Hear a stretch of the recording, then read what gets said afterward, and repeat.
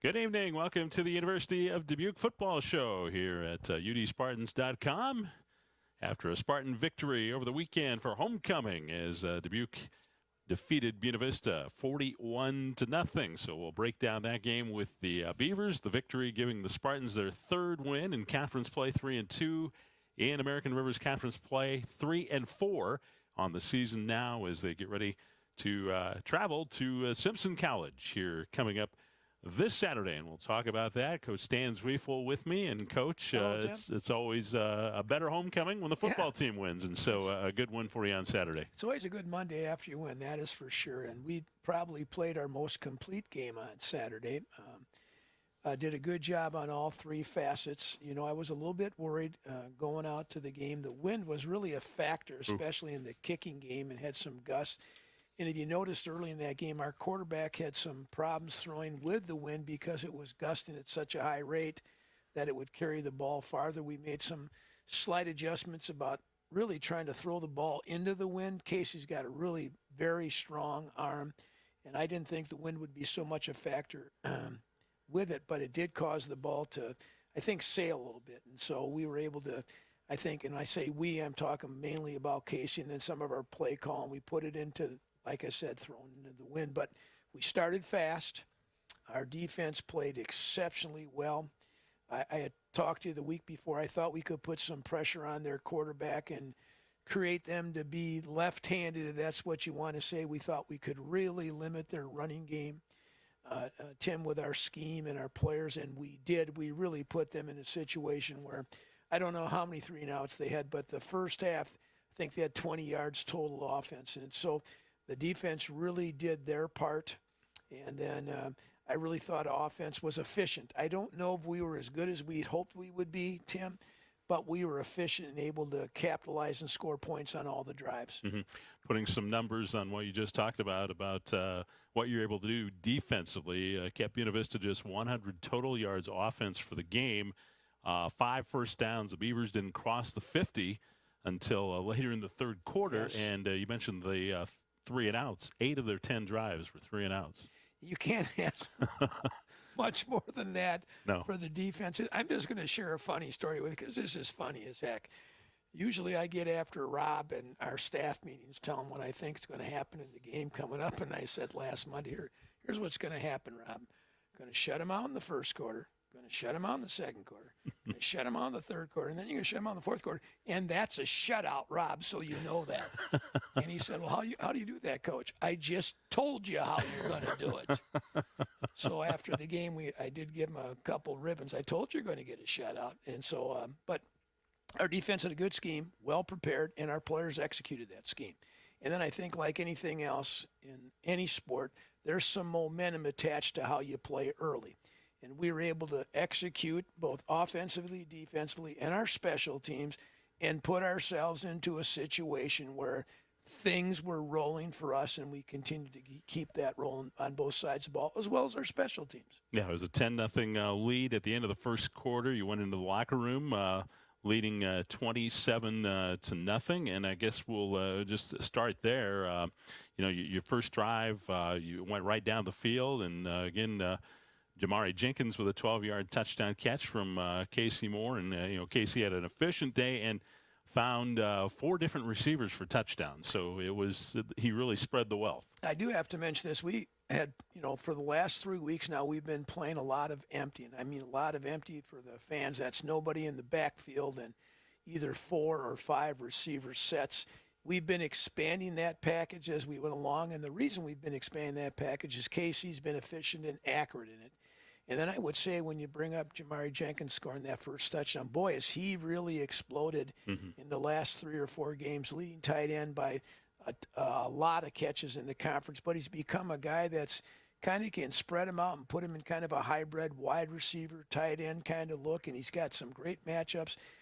And him and Casey has developed. I was talking about this morning, Tim, when we were watching tape about Simpson. I said, really, those two guys kind of have a telepathic connection. And that's true about quarterbacks and receivers. They know where he's going to go based on where he's aligned.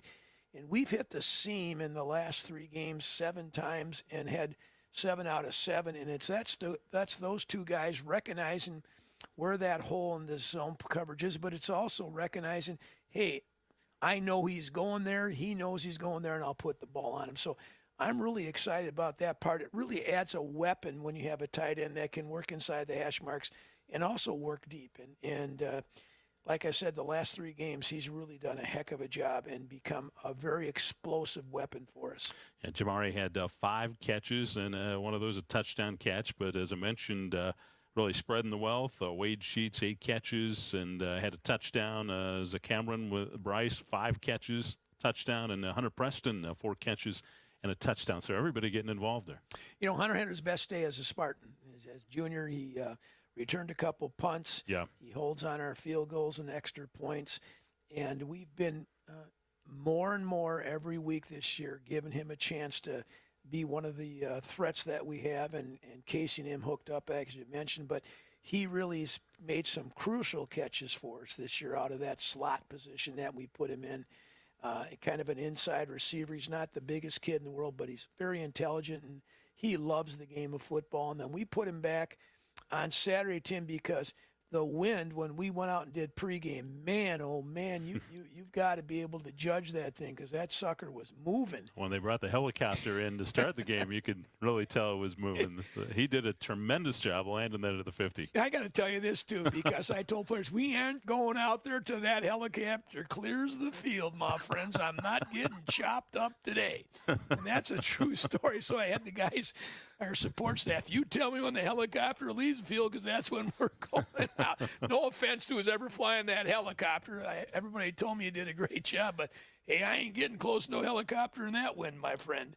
But he did a heck of a job catching the ball, and he did a heck of a job returning. He had 2 returns for, I think, 30 yards or a little bit plus 30 yards. So felt really good about the performance he had. Mm-hmm. Another thing with KC's game, showed himself as a dual threat as he rushed. He was your leading rusher, 62 yards rushing, and so he chose good times when nobody was open and took off. We had a couple on our nakeds where we bootleg action that they were covered and they lost contain on the perimeter. And then he had a couple other times where he stepped up in a pocket. I just told him, don't quit trying to run over everybody, my friend. Get out of bounds or slide. That'll elongate your career this season. But, he really made some difference with his legs on Saturday, kept some drives alive. And, it makes a big difference how you're rushing the quarterback when a quarterback gets outside and runs for, I think he had a 30-yard run or an 18-yard run, a couple long runs. He just really did a nice job. We had that real long run that was called back on a block back on a defenseless player that I think was 31 yards. So he really performed very well in the run game. Yeah, Jim and I mentioned during the broadcast, we didn't know if KC was trying to impress you as maybe a linebacker to play both ways, or I don't know. Oh, man, let me tell you that in our film session Sunday, I said, come on now, what's going on here? I said, discretion is the better part of valor, my friend. So we talked about it. But again, you don't want to ever tell a kid not to play as hard as he possibly can. Another thing we want to mention about your performance, of course, American Rivers Conference Athletes of the Week coming out this week, and Connor Holla, Special Teams Player of the Week. Kicked just a beautiful 67-yard punt that got a lot of good bounce, and then 2 for 2 with field goals, 5 for 5 with extra points. So this is the second game only that Connor has kicked. If you recall back on game 3 against Central, Connor kicked when Liam Smith had a pulled groin. He's been our number one kicker, and Liam Smith pulled his groin again on Tuesday of this week, so Connor stepped in. Connor's been 100% on field goals and 100% on extra points this season, as well as leading the conference in punting. He's had a really nice, phenomenal year.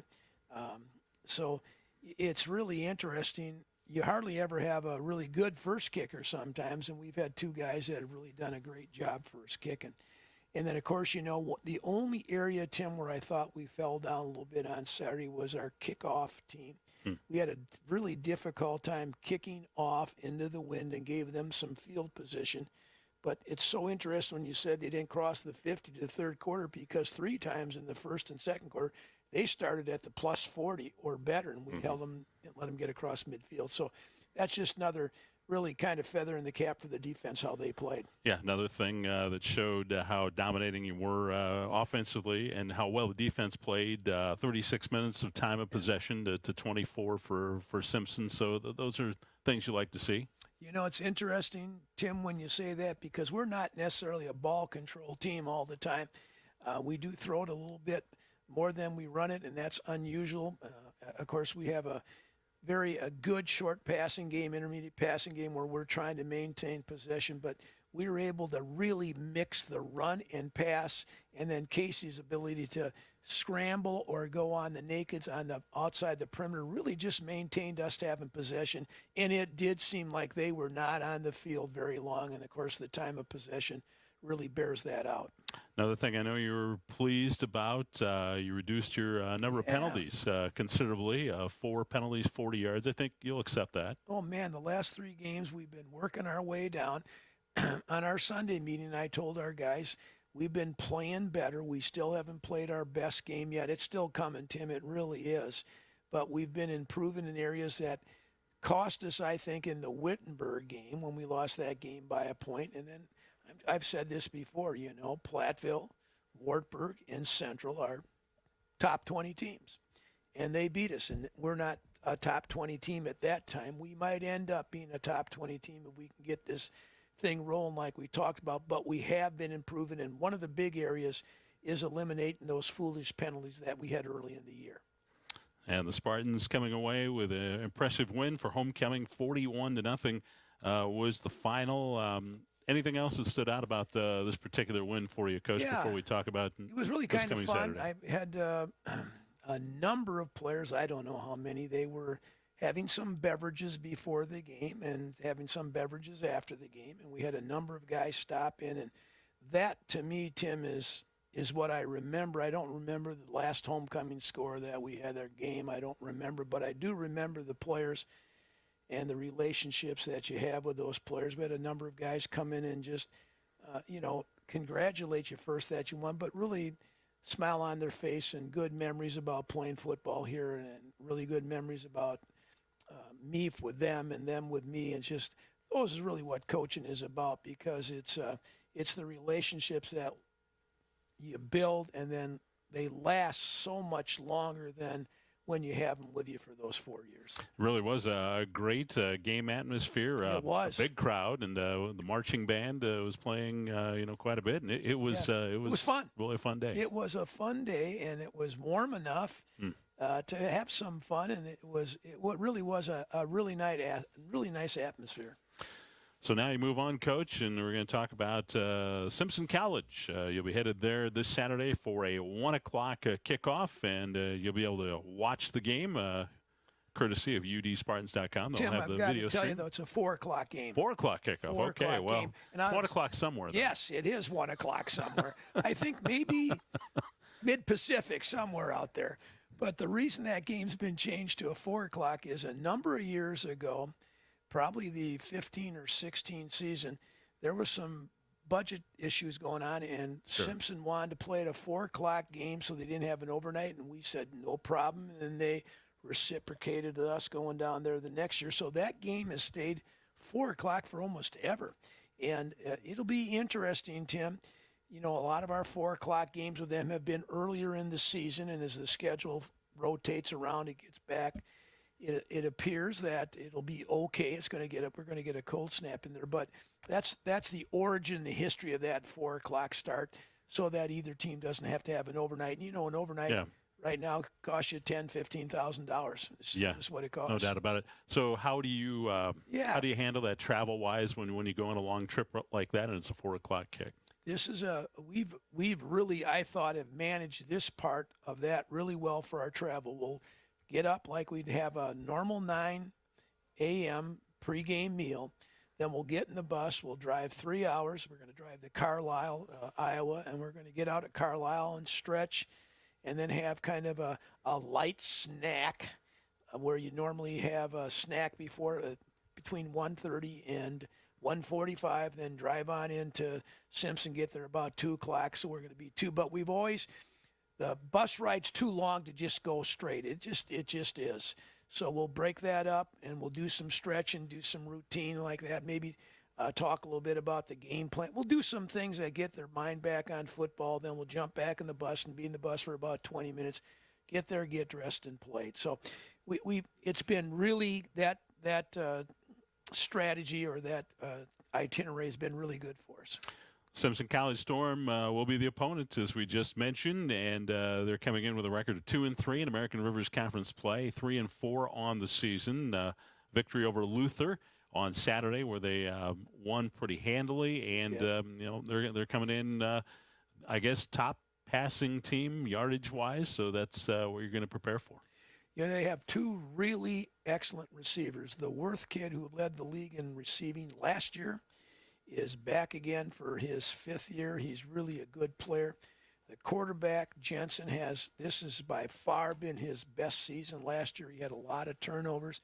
He's really improved his accuracy, and I think they've done a better job of protecting him. They have another receiver that has 34, 35 catches.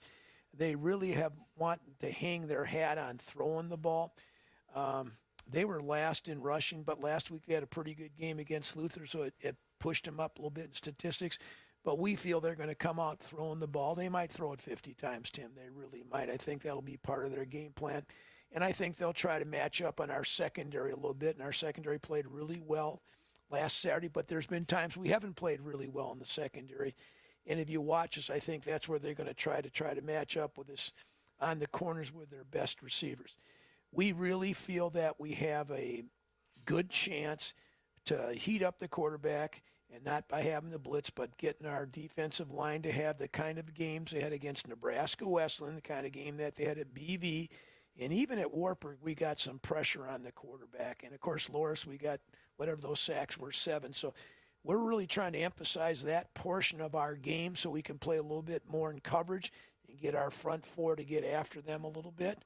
But they're improved, Tim. Last year they came up here, and I think in the first 3 possessions they threw 2 interceptions for touchdowns. Mm-hmm. It just got out of hand really early last year. And I'm sure that's a memory in their mind that they'd like to, forget and, make it better, I guess is the best way to say it. They have improved this year. Watching them from game 1 when they played Augustana to game 7 when they beat Luther, there has been a definite improvement in their football team. Yeah, you won that game 66-14 last year at Chalmers Field, and in your career, you're 11-2 against Simpson. There's been some pretty high-scoring, high-flying games. I remember losing one down there 50-49. Yeah, I wrote that 50-46. 50-46. The year before, you won 45-40. Oh my God! What in the heck? Defense? What's that? It'll be interesting, Tim. We've had some success against them, and that doesn't mean anything for this Saturday's game, as you and I both know. But what really I think is important for us, we can move ourselves to 4-2 in the league. And, when we started out, 4-2 kind of sounded like a long ways away. And I've been trying to tell our team we could get back to 500, we could get back to 4-2, and then let's see what happens from there. I think our kids, and I really, Tim, when I talked with the team on Sunday, I told them we've been improving and we continue to improve to play a complete game the best we can. We'll be hard to handle by anybody. And so we just got to keep working that way for us. They have wins over Buena Vista and Luther, losses to Nebraska Wesleyan, Wartburg, and Co. And as we just pointed out, averaging 422 yards a game. And, fifth defensively, though, 375 yards a game. What are they going to try to do to you defensively? They have really done a good job on their pass defense. They have been a little bit loose on their run, and they've got some undersized kids in their front seven who run really well, and they really, really play hard. They're going to be very physical. They're going to hit you. They're going to try to blitz to get you not only in rushing the passer, but I think their blitz package has a lot to do with trying to get you out of normal down and distance, so they will blitz you on some rundowns. They have been playing, like I mentioned, really hard. Tim, we've got some plans, I think, that we can scheme to get some favorable matchups for us. But like anything else, how they play, how we play will be a strong determinant about the outcome of that game because they're capable of playing really good football. I think a couple things that I mentioned earlier, we need to pressure that quarterback. We need not to let those two receivers beat us, make somebody else beat us. And then we have to protect, which we've done an unbelievable job at this year, Tim, just an unbelievable job protecting. And they'll heat us up a little bit. We have to be able to protect, the 5-6-man rushes. And then we got to continue to be accurate and be efficient offensively. One thing I was going to point out, looked like you got healthier, especially at the running back spot. You had, isn't that Lavelle nice? Armstead, Fabian Jackson, Devin Moore, all running. And first time we had that since Platteville game. First time we had all three able to play in the game, and they're getting healthier too. And that's really important, Tim, really important to us. We think we're going to get one of our offensive linemen back. That's really good for us. It's been as we've mentioned off the air a number of times, talked on the air, this has been a really strange year, if that's the right word. I could use other words. That's why I was thinking so long. I'm just going to tell you it's been a strange year for us in the amount of injuries that we've had. I think one of the great things that we've been able to do, we've been able to hang in there. And, Tim, over the years, I always have told you this, I think we play better at the end of the year than we do at the start. I think we're always trying to develop our men and hang in there. And as I've always told you, we're going to play a really good non-conference opponent. So if you get all concerned about what your 3-4 record is, then you're going to have problems. We're concerned with our 3-2, and here we move forward in conference. Yeah, a real chance to make a good run and end the season on a strong note, which still plenty of football to play. There is. There's a lot of games left to play. 3 games is 30% of the season, and the weather has been like it's game 2 you're playing in. So It's been really fun that way. Practice has been fun, and our guys have hung in there, as I mentioned, in some forms of adversity that we've had this year. The big thing will be, can we get a little bit better than we were last Saturday? Can we play mistake-free? Penalties have really come down. Can we not turn the ball over, and can we take it away from them a couple times? That'll probably be the real biggest part of the game, I think. Anything else on your mind as you think of Simpson before the next game on the schedule? I said this earlier, but their quarterback has really improved. I've been really impressed with his accuracy, and I've been really impressed with how he's, I think last year he threw 25 interceptions. I could be wrong, but it was a phenomenal amount of interceptions. He's really brought that down, cut it by 65%, and he's just done a really good job. I'm very impressed with their quarterback play. Well, it'll be a 4 o'clock kickoff, 1 o'clock somewhere, but 4 o'clock Pacific time, and we got that straight. 4 o'clock for most of our viewers that are going to tune into this. Well, there's probably several. It'll be at 1 o'clock time. So udspartans.com. You want to watch that. Jim McLaurin and I won't be won't be broadcasting, but you'll be able to see the broadcast, and then Jim and I will be back coming up, and that could be potentially a big game for the Spartans when Coach College comes in. But first things first, you've got Simpson. Coach, one thing I was going to a mention before we go is, we want to wish best of luck to all the high school playoff teams Absolutely. in the area. And I know Can you believe it's high school playoffs I know already? That is Wisconsin's the level 2 this yes. week, and most of the Iowa We teams have playing a this week. number of high school recruits that we reach out to, obviously, either by text, email, whatever those electronic things that we do nowadays. But it's unbelievable that we're in playoffs Yeah. in high school. And you think about that, it's this season moves so rapidly. And I do wish everyone playing the best of luck, stay healthy, and it's a remarkable time, in my opinion. There's nothing better than high school football. When I go to a high school football game, the hair in the back of my neck still stands up. It was one of the greatest times of my life coaching high school football. Community's behind you. It's wonderful, wonderful stuff, and the high school people are all excited. It's different in college than it is in high school. In high school is that kind of once in a lifetime shot you get to be be an important part of your community, your school, and all those kind of things. And so we wish them the best of luck for sure. No doubt. Ditto there. Coach, thanks for joining us, and we'll talk to you next Monday at 5 o'clock, and we'll See you hope for a then. good Spartan win against sure Simpson College this weekend. We hope we play well, Tim. All right. Thank you. Stan Zweifel, head football coach at the University of Dubuque, joining us. This has been the UD Football Show for this Monday night. Don't forget the Spartans take on the Simpson College Storm at 4 o'clock on Saturday, and you can view it, if you can't make it, to Indianola, udspartans.com. For the UD Football Show, I'm Tim Larry. Have a great night.